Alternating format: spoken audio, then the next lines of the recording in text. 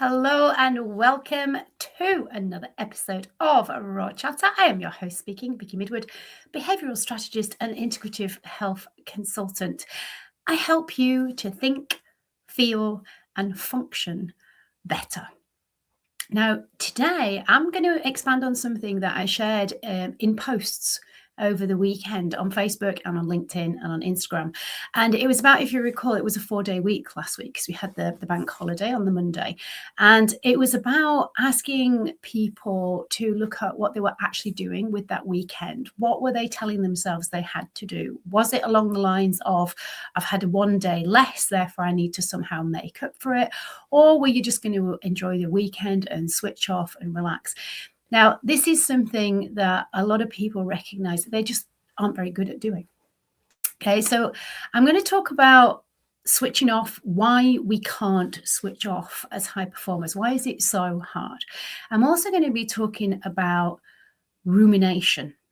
And this is something that I see quite frequently in highly sensitive people, in high performers, in professionals, founders, business owners, and also very much in late diagnosis neurodivergent adults. And more people are finally getting a diagnosis of some kind of neurodivergence and realizing that you have had a brain that works in this way and you've learned to adapt to it is so important. But also recognizing how that has affected you and is continuing to, in terms of physiology, in terms of psychology and your identity. So in today's episode, I'm going to be covering quite a lot. You might want to take some notes or just listen to this where you're not actually being distracted by something else, because I'm hoping that you will get some ahas or some takeaways from this.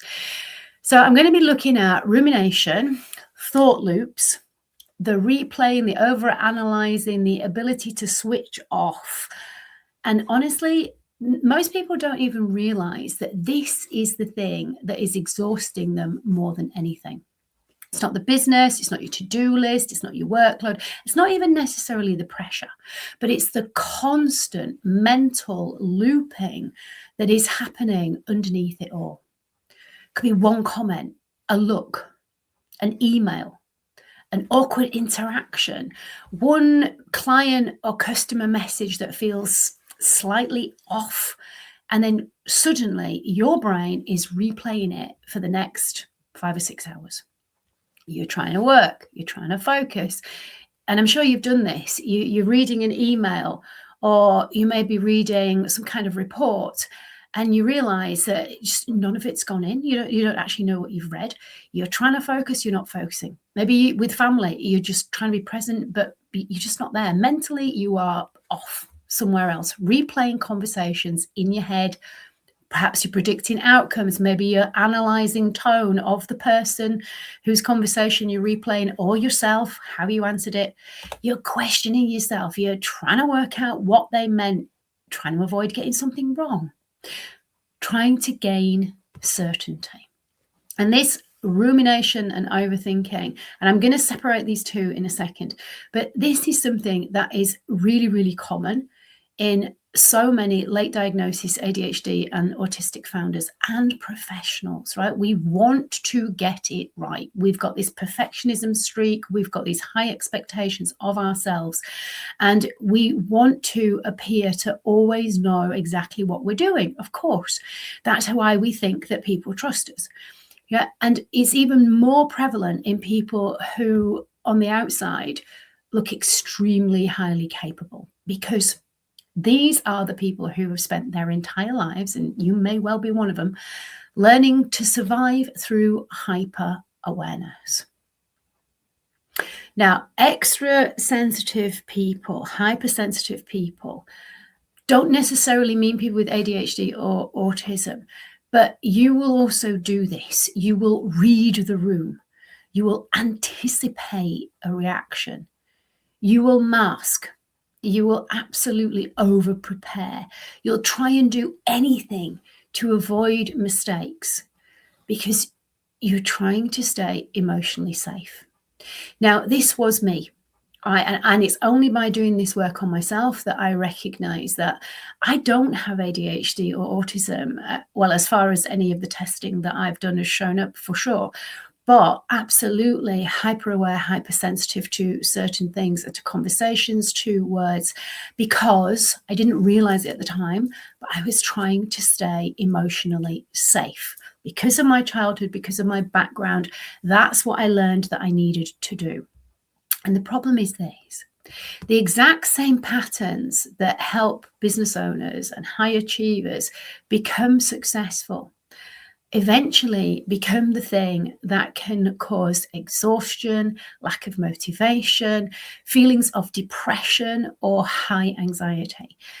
And that's because it means the whole time this is going on, you don't know it's happening because you're so used to feeling this way. But your nervous system is dysregulated. It's not working the way that ideally it should or it wants to for you. And this is because your brain is never fully switching off. Now, for those of you who absolutely know that you have any kind of neurodivergence, then you'll be going, well, yes, that is me all of the time. Now, as I said, I don't, but that was also me. My brain was consistently on. And this is also important, right? Rumination is not the same as productive thinking. And when you're a high performer, when you are successful, then productive thinking is absolutely essential. It absolutely is. But this is where a lot of high performers get confused, because they often think, well, you know what? I'm just being responsible.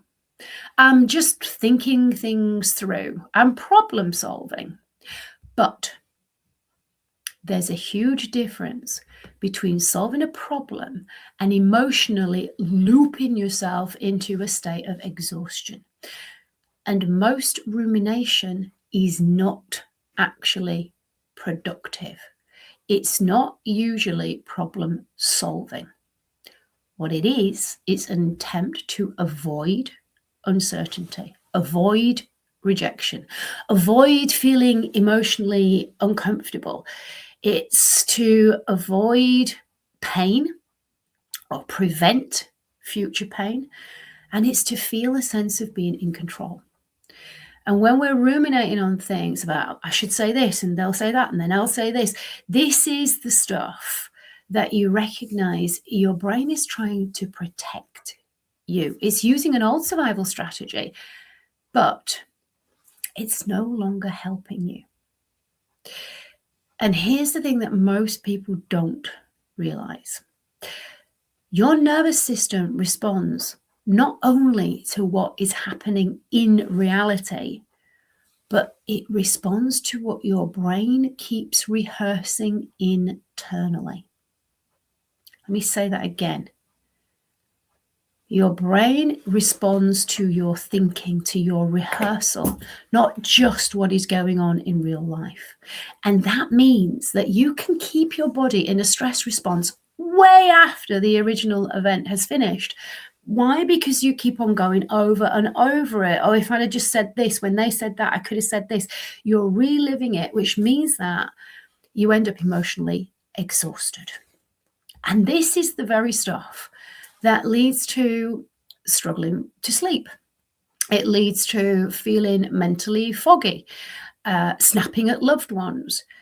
And it also leads to things like turning to substances to help you to either shut the brain up or to just stop that thought process, whether that's turning to an alcoholic drink, whether it's eating foods that are high in sugar, fat, carbs, salt, or whether it's picking up your phone and scrolling.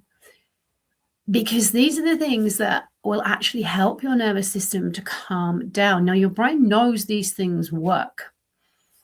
And this is, again, why we keep on doing the stuff that we say we don't want to do. Because we are feeling completely overwhelmed by things that over time seem to affect us more and more. And this is because the body is carrying unresolved activation. Now, this is the stuff that many people learn as burnout. And burnout is something that I know is super popular to be talking about at the moment, but there's a lot of misconception around what actual burnout is. And for people who know because they have been burnt out, they will also get frustrated at the way that it's being described, and people can resolve it in so many days and stuff. So there is a lot of confusion around what actual burnout is, but unresolved activation is not burnout. It is cognitive overload. It's a nervous system that is trapped in constant anticipation. And maybe you recognize that.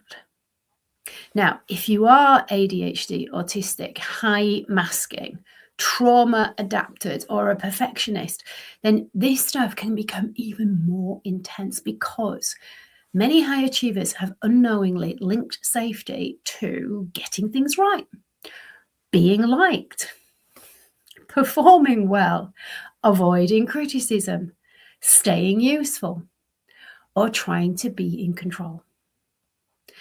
Now, those things were absolutely me, without a shadow of a doubt. And when we go through life like this, our brain becomes even more hypervigilant because we've got to keep this up. So you're always scanning, you're always preparing, you're always trying to be one step ahead, which is absolutely physically, mentally, emotionally, and spiritually exhausting. And this is the very reason why some people cannot relax on weekends, because the nervous system is so not used to switching off. It's why holidays can feel really uncomfortable. And maybe you're one of these people, or you've heard other people say, well, it takes me 4 days to wind down on a 7-day holiday, and then before I know it, I'm coming back. This is why people get really agitated trying to sit still or in silence. And when things are uncomfortable, or when the moment goes quiet, you reach for food, alcohol, your phone. Let's switch on Netflix. Let's do some more work.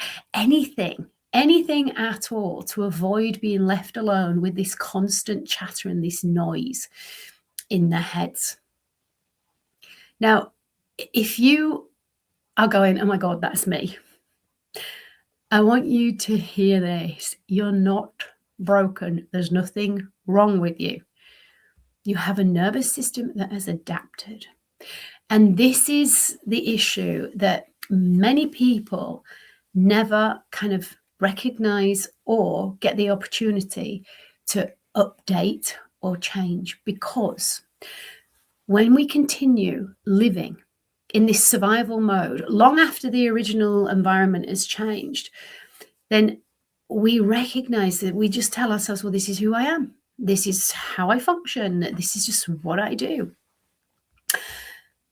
One of the biggest shifts in mental health and in physical wellness is recognizing that it is not your mental strength that is the issue, right?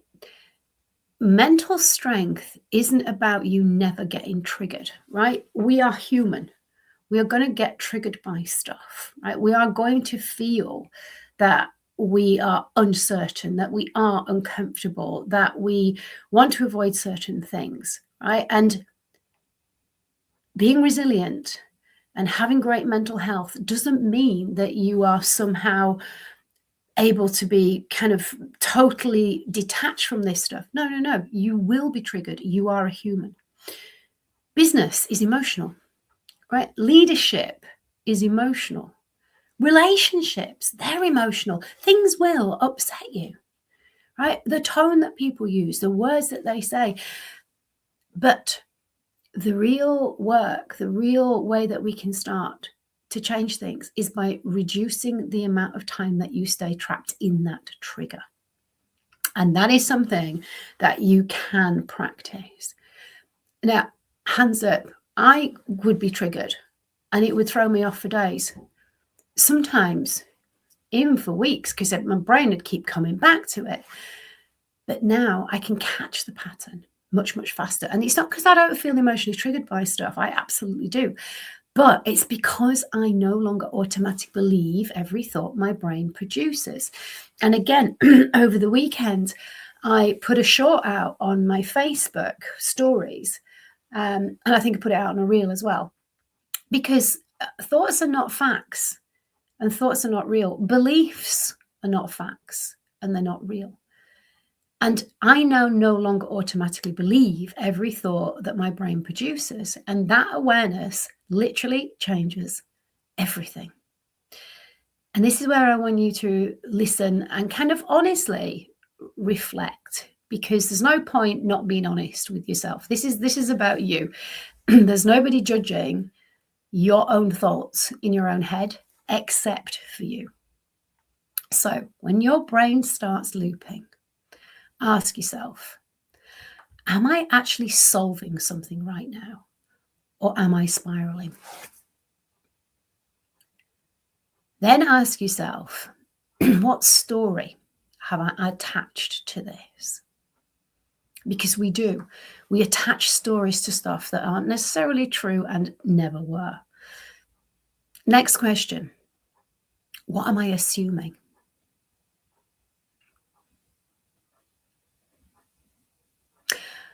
Am I trying to gain certainty where actually certainty doesn't even exist?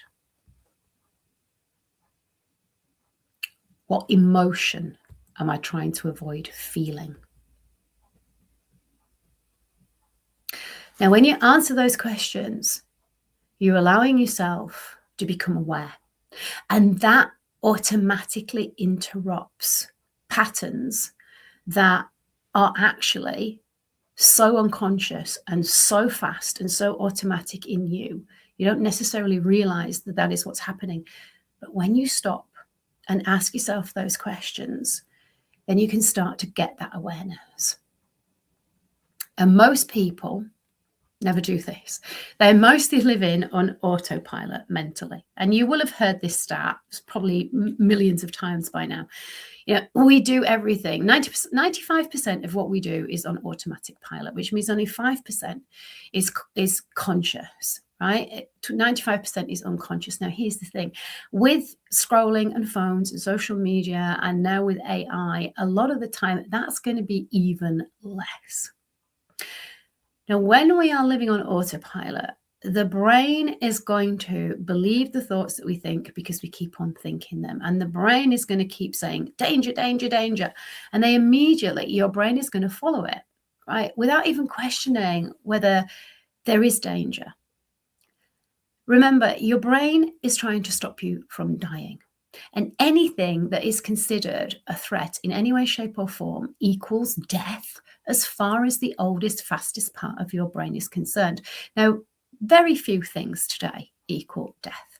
And certainly our thoughts are not going to cause us to die unless, and I'm going to go on a tangent here, it has actually been proved that you can think yourself into illness and you can actually think yourself into death. But that's a different story. For the majority of us, the thoughts that we think and the stuff that we are ruminating on is not going to kill us. But as far as your brain is concerned, it's a threat. Therefore, it's a danger. And so we're going to recognize that when we go into rumination, it's not a weakness. It's not dramatic and it's not attention seeking in any way, shape, or form. It's a conditioned nervous system behavior pattern, especially for people who grew up in environments where they felt that love was unpredictable. Hands up. That was me. Criticism felt dangerous. Again, hands up. Performance determined worth. Hands up. Or emotional safety was inconsistent. Right now, I can tick all of those boxes. And so my brain learned, and if you can tick those boxes too, your brain learned, stay alert. And that pattern continues for decades. No matter how successful you are, no matter how strong a leader, no matter how many things you achieve. And this is why so many outwardly successful people are privately exhausted. Because your body might be sitting on a sofa, right? But mentally, internally, you're still firefighting.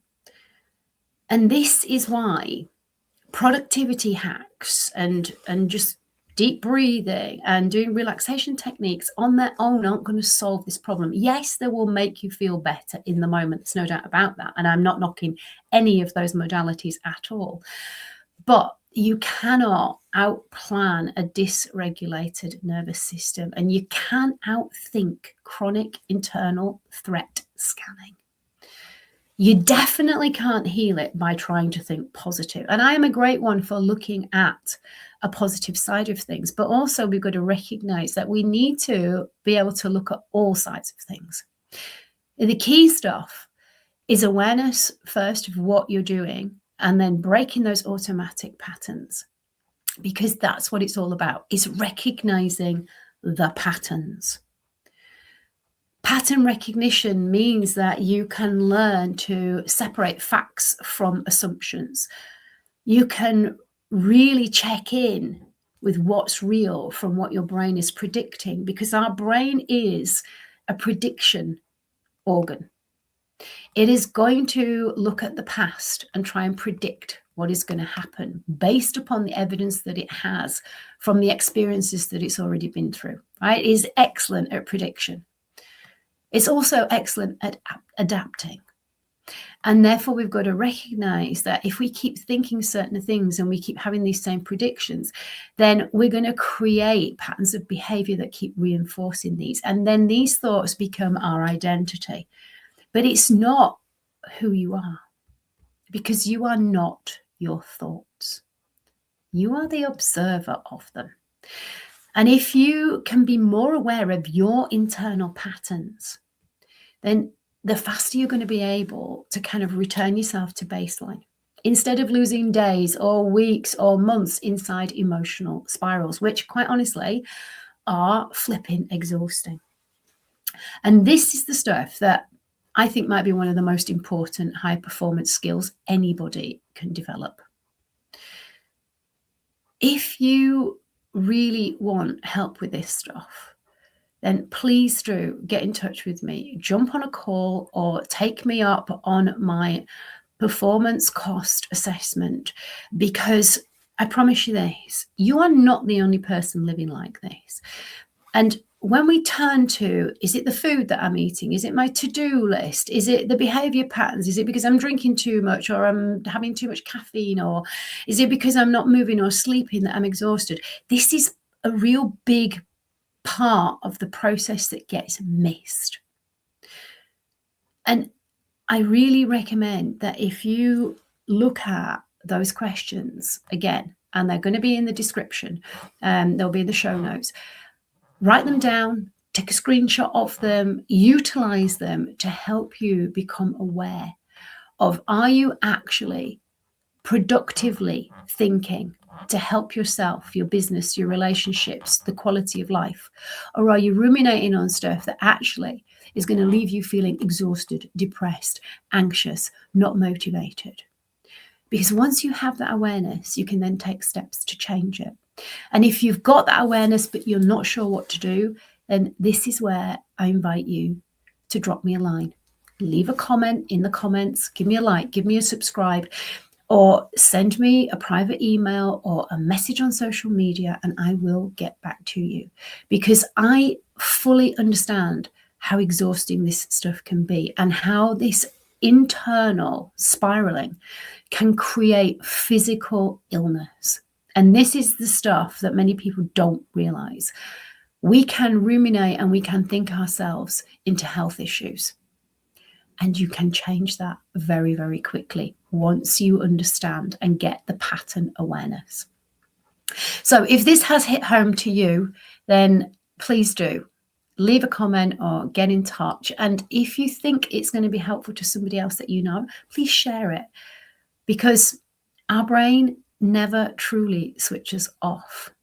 But what we can do is help our nervous system and our body be able to work with our brain, our nervous system, and how we function as humans in a way that leaves us energized, in a way that keeps us full of joy and excitement, instead of exhaustion and frustration. Thank you for listening. And I'll leave you with this, as I always do. We only have one life, as far as we know, and one body. So please look after it, because it is looking after you.